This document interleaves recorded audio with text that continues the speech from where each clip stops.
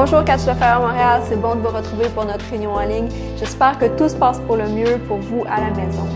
Si vous êtes avec nous pour une première fois, je me présente, mon nom est Esther et je travaille ici pour l'église Catch the Fire. Donc ce matin au programme pour la réunion en ligne, on a d'abord John Potter qui nous conduit dans la louange. Ensuite, Pasteur Jerry va poursuivre avec la série Vivre heureux.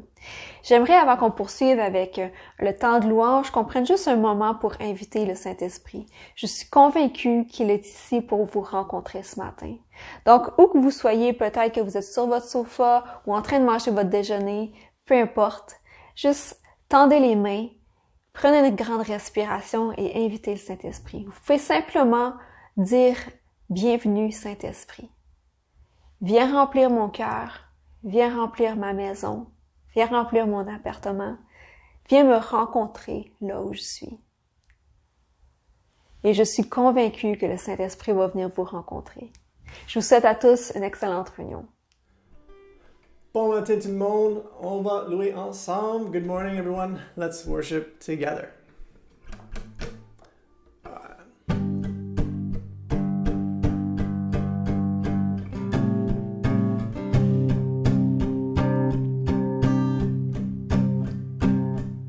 Il vient sur les nuées, les rois du monde s'inclineront. Les chaînes seront brisées quand les cœurs déclarent sa louange. Qui peut arrêter notre Dieu? Notre Dieu est le lion de Juda. Il rugit puissamment et il combat pour nous. Tout genou fléchit devant lui. Notre Dieu est l'agneau sacrifié pour les péchés du monde. Son sang brise les chaînes, tout genou fléchit devant le lion et l'agneau. Tout genou fléchit devant lui.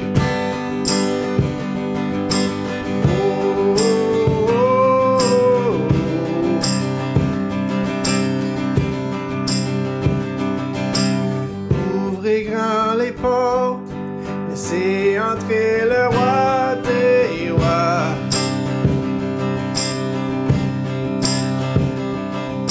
Le Dieu qui vient sauver et libérer toutes les captifs. Qui peut arrêter notre Dieu? Notre Dieu est le lion de Juda. Et il combat pour nous, tout genou fléchit devant lui. Notre Dieu est l'agneau sacrifié pour les péchés du monde. Son sang brise les chaînes, tout genou fléchit devant le lion et l'agneau. Tout genou fléchit devant lui.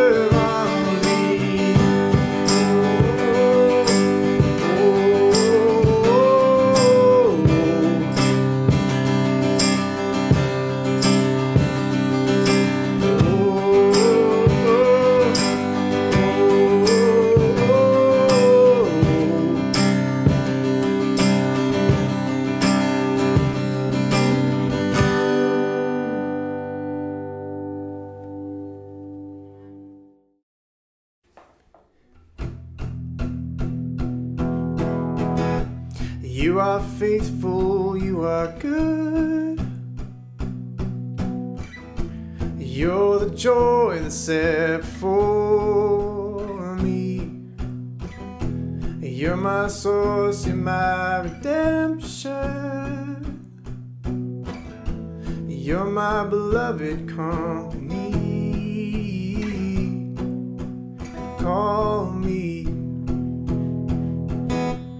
Call me out upon the waters,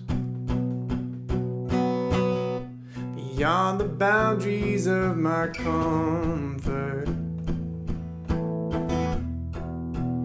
Where you are, lead me, lead me, lead me out upon the waters,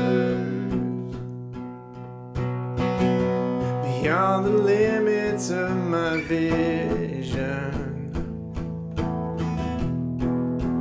Where you are,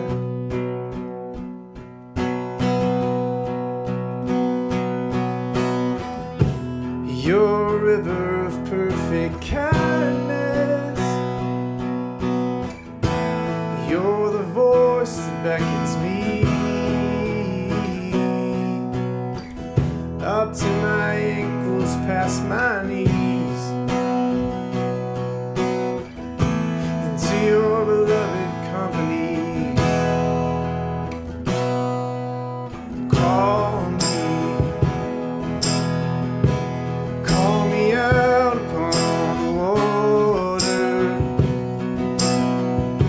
beyond the boundaries of my comfort.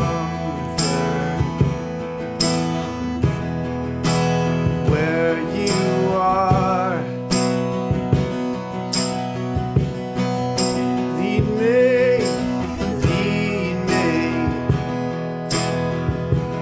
lead me out upon the waters, beyond the limits of my vision. Where you are,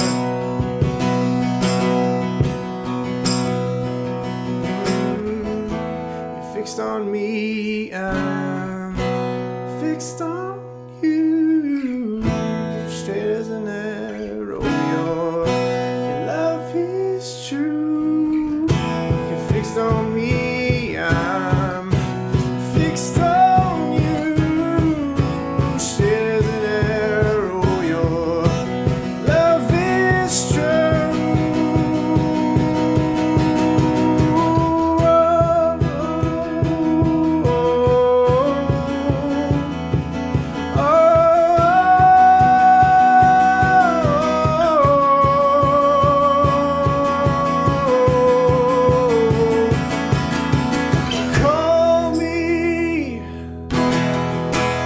Call me out upon the waters, beyond the boundaries of my comfort. Where you are,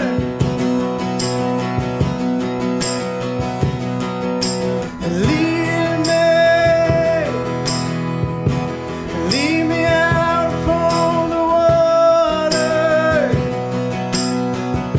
beyond the limits of my vision.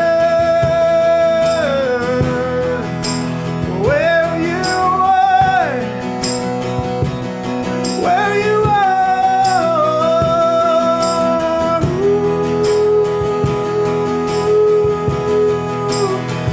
where you are, be where you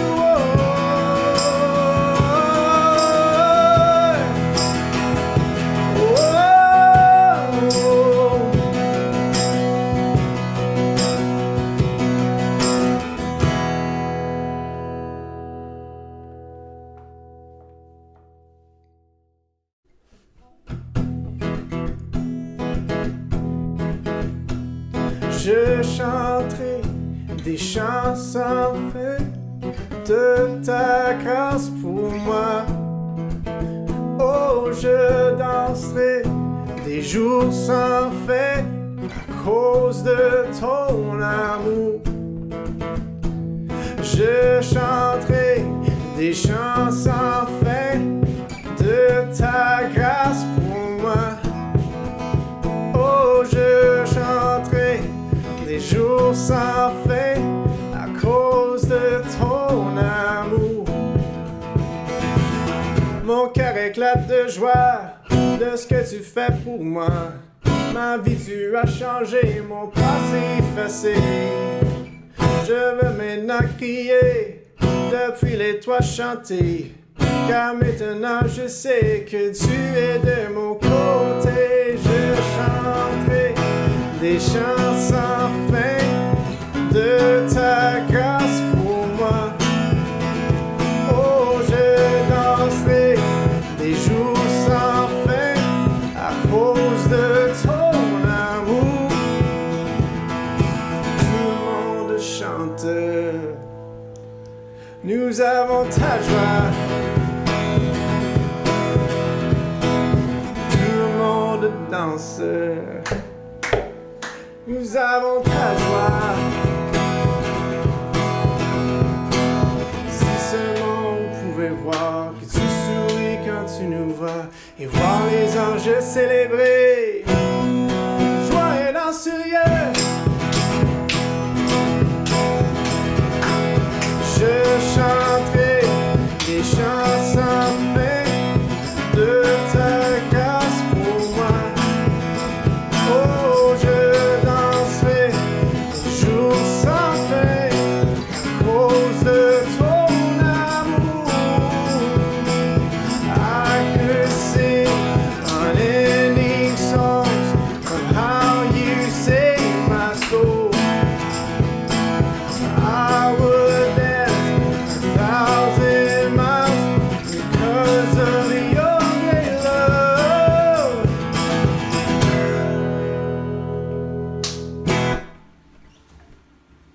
Merci tout le monde. Jerry ou whoever else. Ciao. Merci John pour ce temps de louange. Peut-être que ce matin, vous êtes avec nous pour une première fois et vous connaissez pas beaucoup qui on est.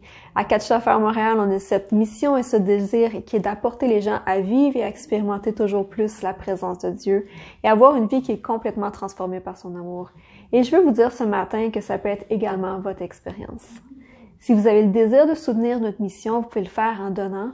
Vous pouvez le faire de 4 façons, soit à partir de l'application PushPay pour téléphone intelligent, à partir de notre site Internet. Également, vous avez la possibilité de le faire par virement Interact ou en envoyant un chèque par la poste.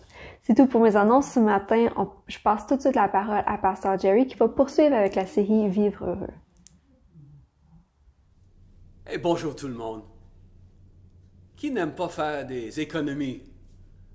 J'ai peut-être une façon de sauver un peu de sous. Au lieu d'aller pour une cure de beauté, payer beaucoup à une esthéticienne très dispendieuse, il y a peut-être d'autres façons. Okay, I'm going to paint over this, and I'm going to paint your eyes lipstick. You have to close. Close. Oh, I had to do. You're done. Yeah, that's a little bit. How did you? Il est écrit « Un cœur heureux rend le visage plaisant » ou dans une version « Un cœur heureux embellit le visage ». Là, quand on parle de vivre heureux, n'est-ce pas, on parle d'un état d'âme. Il y a des choses qui peuvent nous rendre malheureux temporairement, mais règle générale, on vit heureux. Certaines personnes, ils vivent malheureux et des choses peuvent temporairement leur donner du bonheur. Moi, je parle du contraire. Je parle d'un état d'âme où on vit dans une bonne humeur. Et on apprend à le faire. L'apôtre Paul a dit, j'ai appris à être content dans l'état où je me trouve. Donc, ce n'est pas mes circonstances qui me contrôlent. Et donc, on peut apprendre à vivre heureux, à vivre des émotions positives qui vont contribuer à ce bonheur qui est un choix et un état d'âme. On a déjà vu dans les messages antérieurs comment recevoir de la révélation peut rendre heureux, comment faire confiance peut rendre heureux. Et aujourd'hui, notre sujet se résume dans une déclaration de l'apôtre Paul. Il faut se rappeler les paroles du Seigneur qui a dit lui-même, il y a plus de bonheur à donner qu'à recevoir. Donc, on est heureux quand on est généreux. Généreux avec nos ressources. C'est un thème qui est partout dans la Bible. Heureux celui qui s'intéresse aux pauvres. Il est heureux sur la terre. Dieu nous dit partout dans sa parole qu'il faut avoir à cœur les immigrés, les orphelins, les veuves qui seraient parmi nous. Dans un endroit, il dit, si l'un de tes compatriotes tombe dans la pauvreté dans le pays que le Seigneur ton Dieu te donne, tu lui ouvriras ta main toute grande et tu lui prêteras suffisamment pour ses besoins. Et pour cela, ton Dieu te bénira dans tout ce que tu feras et dans tout ce que tu entreprendras. C'est la nature de Dieu de donner. On connaît ce verset. Dieu a tant aimé le monde qu'il a donné. Il a donné son Fils unique. Donc c'est normal pour un enfant de Dieu d'être comme son Père. Je dirais que de par notre nouvelle nature, on est comme Dieu. On veut que les autres soient heureux. On est tous appelés à être généreux. Certaines personnes, de par leur caractère, c'est plus facile d'être généreux, mais on est tous appelés à développer la générosité de cœur, d'être comme notre Père céleste. Quelqu'un de pas mal intelligent qui a dit un jour, « Seule une vie vécue pour les autres en vaut la peine. » Einstein. Et des fois, ce que nous faisons, on ne voit pas l'impact quand on est généreux. J'aime donc l'histoire d'une jeune fille qui s'appelle Hattie Wyatt, qui en 1882, donc il y a longtemps, elle vivait dans la ville de Philadelphie et elle s'est vue refuser l'entrée à l'école du dimanche dans sa ville. À l'époque, les enfants qui étaient dans les familles pauvres n'avaient pas accès à l'éducation. Et pour plusieurs d'entre eux, la seule éducation qu'ils pouvaient recevoir, c'était à des écoles que les églises tenaient le dimanche après-midi. Donc le nom « École du dimanche », où on enseignait tout un curriculum pour les enfants. Et cette jeune fille, le pasteur de l'église lui a dit « On n'a plus de place. Et peut-être un jour, quand on va avoir de l'argent, on va être capable de construire des bâtiments pour que d'autres viennent, mais dans le moment, on est complet, on ne peut pas recevoir d'autres mondes. » Hattie s'est mis à garder, à épargner des sous, que ce soit pour une fête ou pour Noël, et les a gardés précieusement pendant 2 ans. Et 2 ans après, elle est morte subitement de la diphtérie. La maman est allée voir le pasteur parce qu'elle a trouvé dans la chambre de sa petite Hattie un porte-monnaie avec 57 cents noirs dedans, 57 sous. Et avec un petit papier où elle avait écrit pour aider à construire une plus grande école du dimanche à l'église pour permettre à plus d'enfants d'y aller. Et alors, pendant 2 ans, elle avait tout mis de côté l'argent qu'elle pouvait recevoir de toutes sources. Et quand le pasteur a dit ça à sa congrégation, les gens ont été inspirés, les gens ont commencé à donner de fortes sommes d'argent. Il a même vendu chacun des 57 cents noirs. Les gens payaient pour recevoir ça pour contribuer au fonds de construction. Et 5 ans plus tard, les 57 cents sont devenus 250 000 $.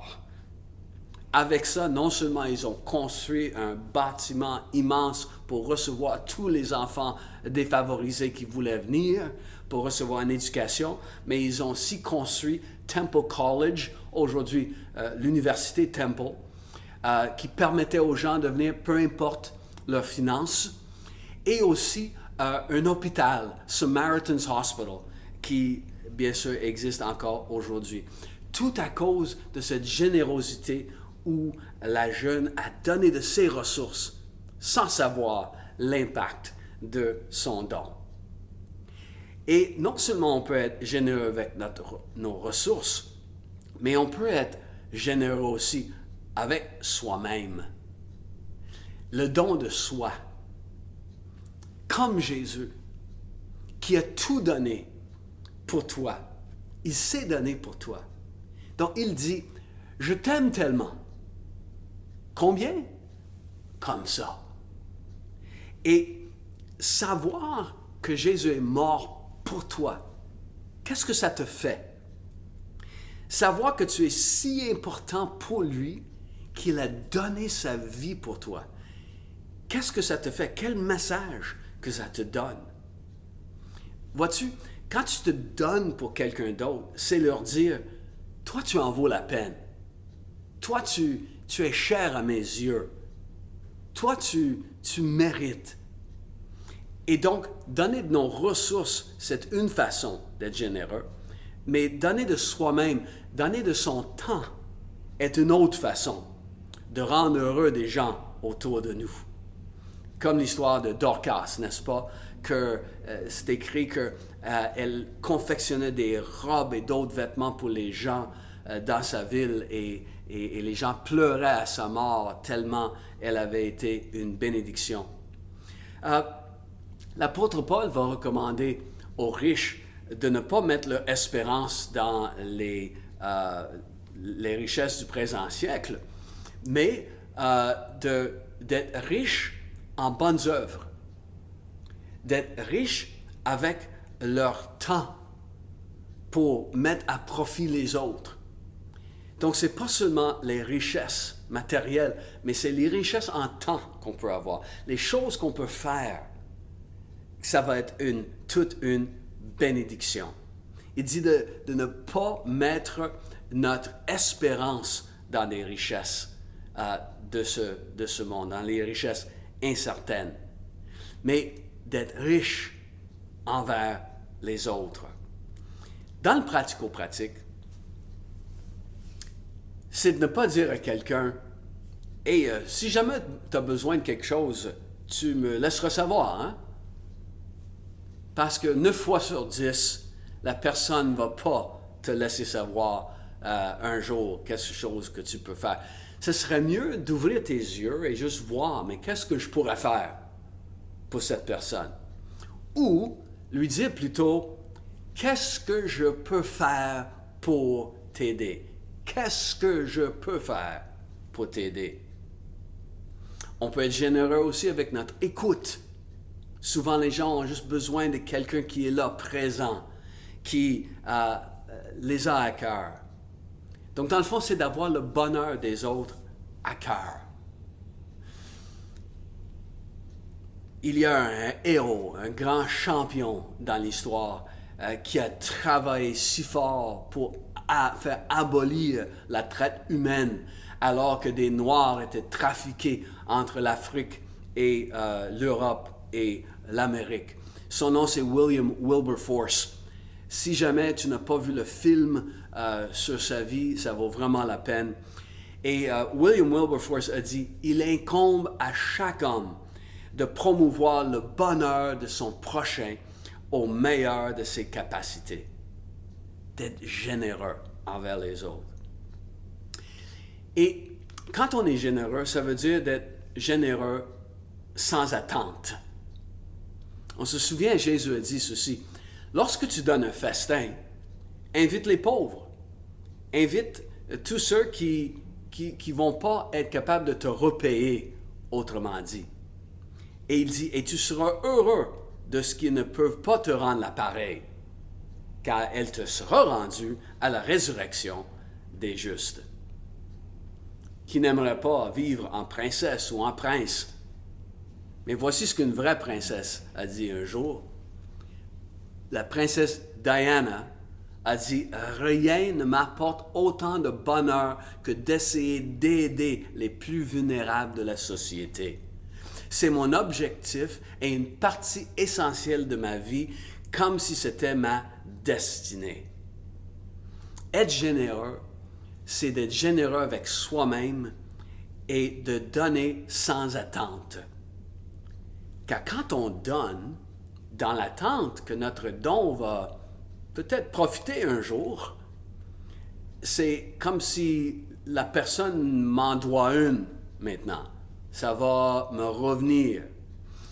C'est peut-être perspicace, c'est peut-être astucieux, c'est peut-être habile, c'est peut-être prévenant, mais c'est pas généreux, c'est pas la générosité. C'est pas l'altruisme. À la rigueur, ça peut être même l'égoïsme, parce qu'on fait quelque chose pour recevoir. Non, Dieu veut vraiment nous sortir de cette mentalité où tout est par rapport à nous-mêmes. Donc, je pose un geste parce que ça va me servir un jour. Ça, c'est pas l'amour. Et donc, Dieu veut qu'on développe un cœur où on est généreux. Autrement dit, on donne sans attente. On donne sans l'idée que ça va me rapporter. C'est Dieu qui va faire en sorte que ça rapporte. Comme il est écrit, « Heureux l'homme qui exerce la miséricorde. Il fait des largesses, il donne aux pauvres, sa justice subsiste à jamais et sa tête s'élève avec gloire. » Dieu va relever notre tête quand on est généreux avec les autres. Et parlant de la tête, voici une autre étude sur le cerveau.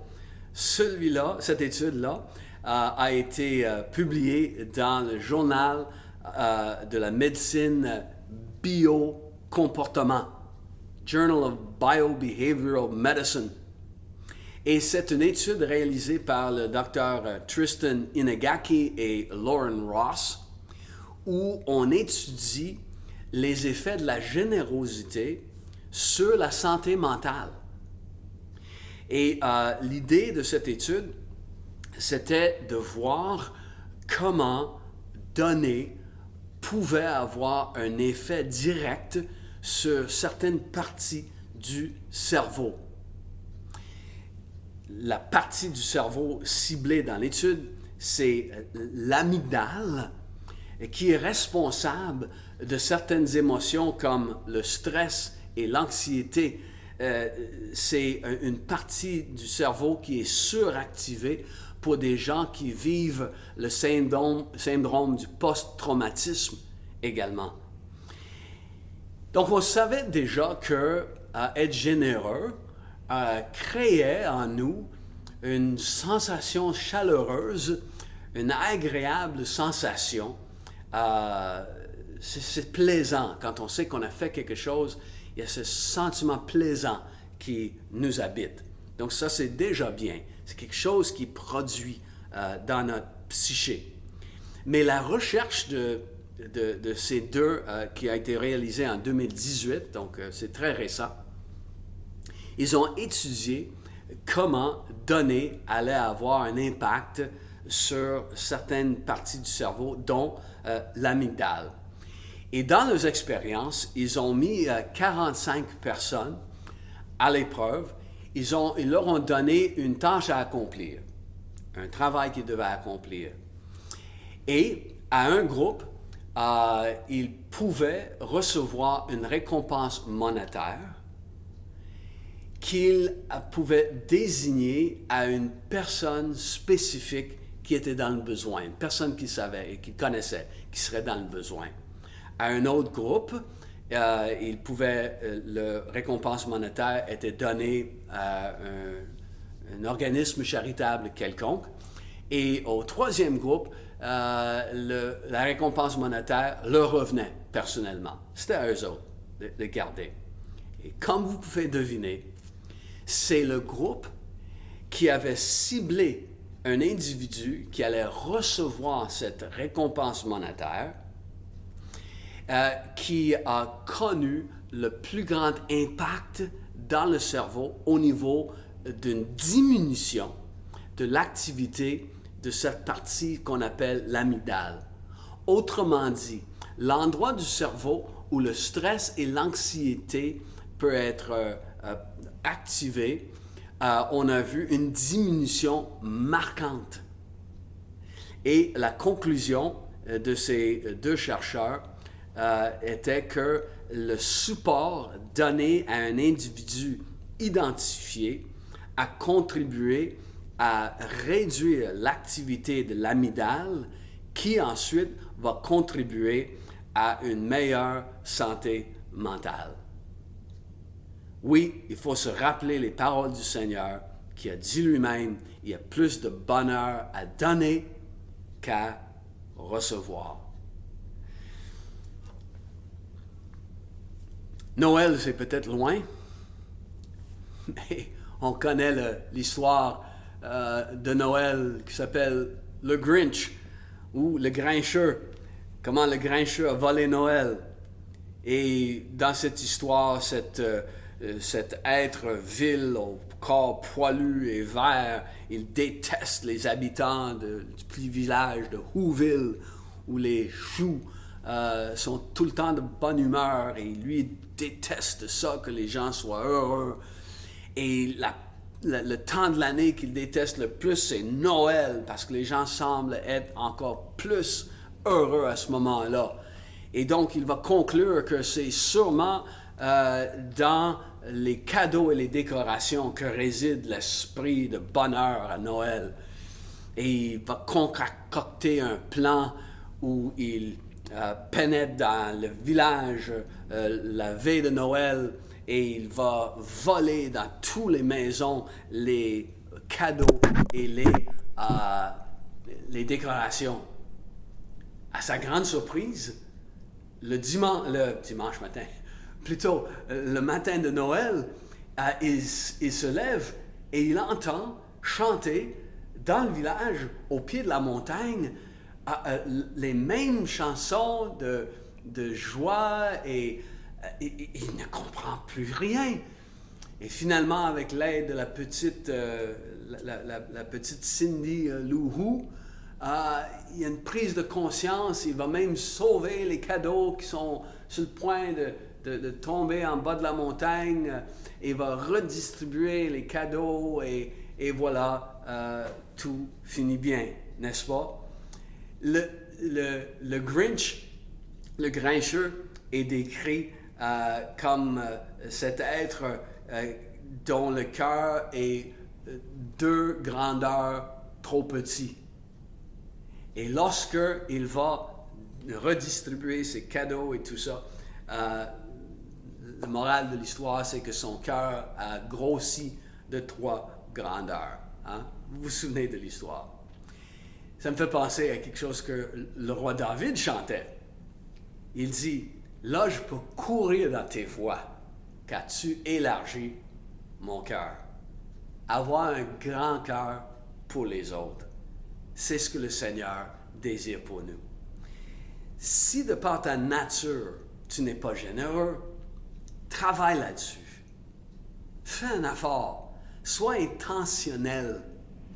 Réfléchis à quelqu'un, pense à qu'est-ce que tu pourrais faire et ne sois pas paresseux là-dessus. Travaille. Je dirais, sois sérieux par rapport à être heureux. Mets un peu d'effort.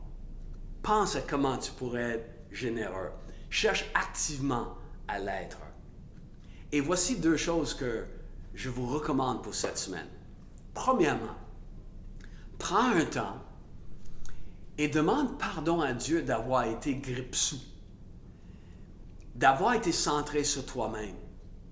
Et renonce à la peur de manquer. Parce que la peur de manquer va nous empêcher de donner, d'être généreux. soyons conséquents avec notre confiance en Dieu. Si nous croyons vraiment qu'il nous aime, mais qu'on puisse quitter cette pensée que Dieu, tu n'es pas là pour pourvoir pour moi. Tu n'es pas là pour mes besoins. C'est remettre en doute même la bonté de Dieu à ton égard. Donc, renonce à être grippe-sous. Renonce à la peur de manquer. Demande au Seigneur d'élargir ton cœur, d'être plus généreux. Et ensuite, voici la deuxième chose. Pense à quelqu'un avec qui tu pourrais être généreux cette semaine. Et là, pose un geste en conséquence. Sois généreux de façon pratique, avec ton temps ou avec tes ressources. Pose un geste de générosité et tu verras que tu vas vivre plus heureux.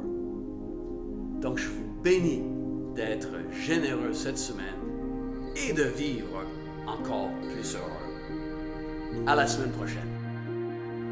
On est content de vous avoir eu avec nous ce matin. Si vous avez des questions, peut-être que vous avez aussi des requêtes de prière, n'hésitez pas à communiquer avec nous. Vous pouvez le faire à partir de la page Facebook. Vous pouvez le faire aussi par courriel à montréal@catchtefire.com. Si vous avez aimé le contenu de la réunion, on va être de retour la semaine prochaine. On vous invite aussi à nous suivre sur Facebook, à vous abonner à notre chaîne YouTube. N'hésitez pas à partager, commenter, inviter vos amis aussi à participer avec nous. C'est tout pour cette semaine. On se voit dimanche prochain.